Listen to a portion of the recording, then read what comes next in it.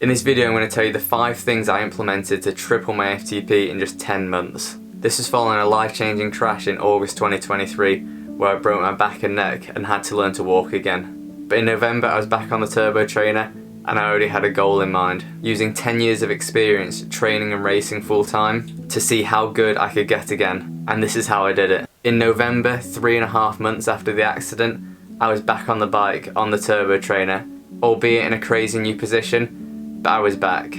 Prior to the accident though, my FTP was 355 watts at its best, and when I first got back on the bike in November, it had dropped to just 90.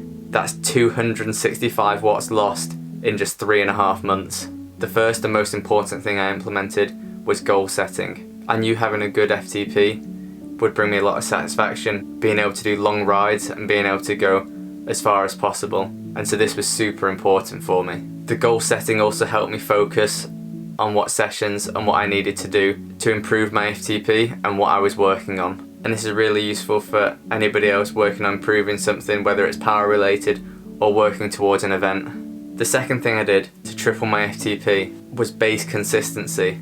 Now this is cheating a bit because it's 2 in 1, but training wise, doing 5 1-hour rides a week is better than doing 1 5-hour ride at the weekend, and I implemented this. So I always tried to do at least 5 rides a week, and to start with I could only do endurance because I was too weak to do anything intense. But even now, at least 80% of my week is made up by just endurance riding. This is so important for an endurance sport like cycling, that you get consistency behind you and use that consistency along with base training and zone 2 so that you can build upon it. I think about the base training like a foundation for a house. Without a solid foundation, you can't build the mansion on top of it. The third tip I implemented was progression. Now as I said, at least 80% of my riding is zone 2. And to start with, in those first weeks and months, I was so weak, I could barely do 30 minutes in one go on the turbo. But using progression, I was able to build that time up slowly, and this principle helps me even today. So if I'm doing interval training, 1 week I'll do an interval at 20 minutes in length, and the next week I'll try and do 25 or 30 minutes in length. And that's been built up over weeks and will continue to be built up weeks after. And that's why progression is my third most important thing I implemented. The last tip for on the bike work, which is a bit of a spoiler for what tip 5 will be, is intervals and intensity.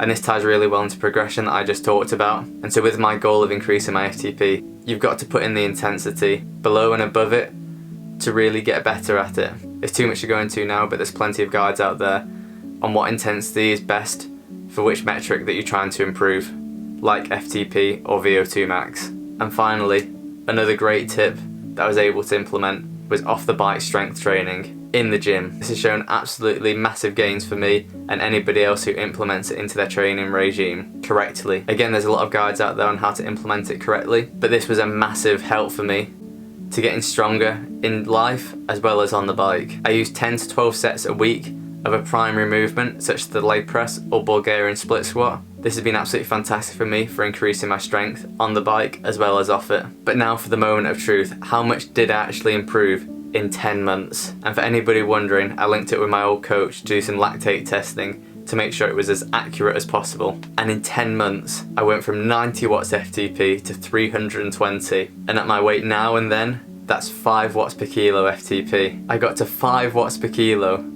in just 10 months, which I'm claiming is the biggest comeback of 2024. Now, I wasn't able to implement it into any races, but now that it's 2025, I think I'm gonna have to do that. And I think if this video is anything to go by, you should try and implement some of these techniques into increasing your FTP. Maybe you already use them, or maybe you just need that reminder. I always need to remind myself, especially when it comes to goal setting. I hope you've enjoyed this video. It's been a bit longer making it than I'd like to, but I've got an idea for a small series that I'm going to start doing. So subscribe for that, and I'll see you in another one.